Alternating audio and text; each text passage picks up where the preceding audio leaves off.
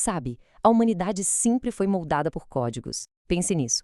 Desde leis antigas, literalmente gravadas em pedra, até princípios que mudaram o mundo. E hoje a gente vai mergulhar em 2 desses códigos. E o mais interessante, eles são completamente opostos na forma como veem a justiça, a sociedade e, no fundo, a alma humana.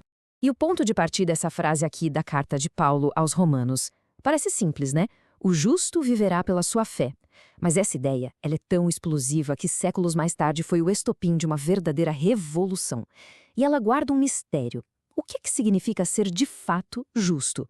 A busca por essa resposta, olha, mudou para sempre a história do Ocidente. Ok, mas antes da gente mergulhar nesse código do espírito, a nossa viagem começa num lugar bem mais antigo. Esquece igreja, por enquanto. A gente vai para as ruínas de uma cidade onde a lei era literalmente gravada em pedra. Então, imaginem o cenário. Estamos em Creta, mais especificamente nas ruínas de Gortina. Essa cidade, que já foi a capital romana da ilha, guardava um segredo que, quando descoberto, mudou tudo o que a gente sabia sobre como as primeiras sociedades tentavam se organizar com leis. E o que encontraram lá, afinal? O tal do Código de Gortina. E, gente, isso é realmente impressionante. Não é um pedacinho de lei, não. É o conjunto de leis mais completo da Grécia Antiga que já foi descoberto. É como ter uma janela direta para como a justiça funcionava há mais de 2.500 anos. Tá, mas sobre o que esse código falava? Olha, era super prático. Ele não estava nem aí para crenças ou para o que se passava na alma das pessoas. O foco era totalmente nas ações externas, no dia a dia. Coisas como direitos de propriedade, regras de herança, como funcionava o divórcio. Pela primeira vez, os direitos estavam ali, escritos para todo mundo ver, sabe? Não dependia mais da memória ou da vontade de um juiz. Era basicamente um manual de instruções para a sociedade funcional. Agora, vamos fazer uma virada. A gente sai de um código que cuidava do lado de fora, das ações, para um que fala diretamente com o nosso interior.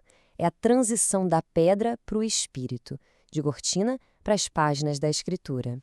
Pensa bem, a lei de Gortina era ótima para dizer o que fazer com o terreno, mas e a culpa? E a esperança? Sobre isso ela não dizia nada. E é aí que surge a grande pergunta, né? Se existe um código para organizar a sociedade, será que existe também um código para a alma? Pois é.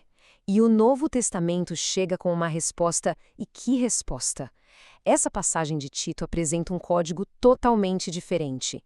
A ideia aqui é que a salvação não é algo que a gente conquista, tipo, fazendo coisas certas ou seguindo um monte de regras. Não. É um presente. Algo dado não por merecimento, mas por pura misericórdia.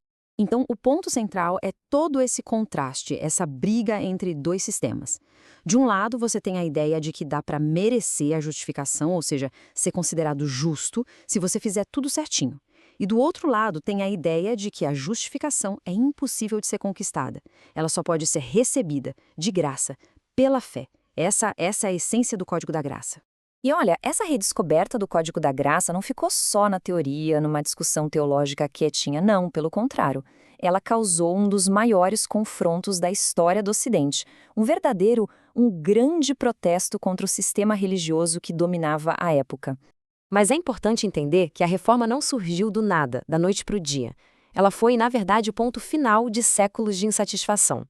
Muito antes de Lutero aparecer, já tinha gente como Wycliffe, Huss, Savonarola, todos eles preparando o terreno, questionando as práticas da igreja e principalmente apontando de volta para o que diziam as escrituras. Até que veio o momento decisivo, 95. Esse número é chave.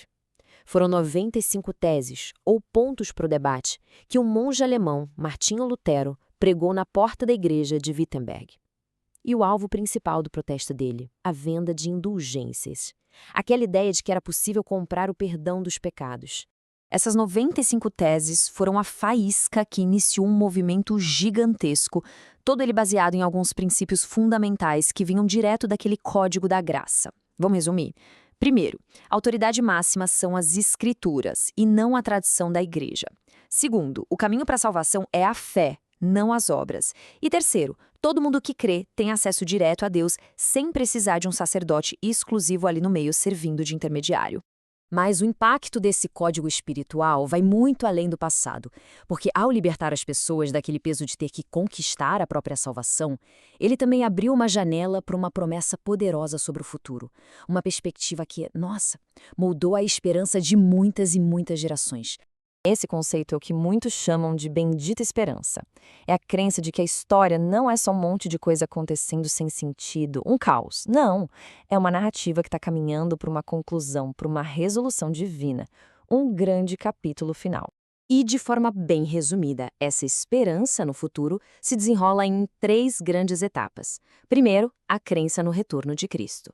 Segundo, a ideia de um julgamento final, um momento em que a justiça finalmente prevalece. E terceiro, a promessa de uma nova criação, um mundo totalmente refeito, sem sofrimento, sem maldade.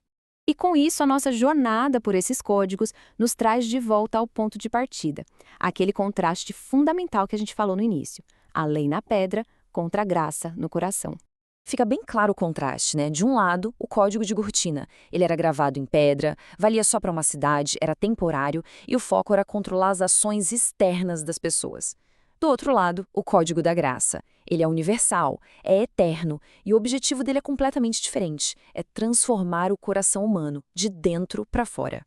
Da pedra ao coração. A gente viu como diferentes tipos de códigos podem definir civilizações inteiras.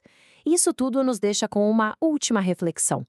E hoje, no nosso mundo, será que a gente vive mais pelas leis gravadas em pedra, aquelas que só governam o que a gente faz, ou por um código mais profundo, um que realmente molda quem a gente é por dentro?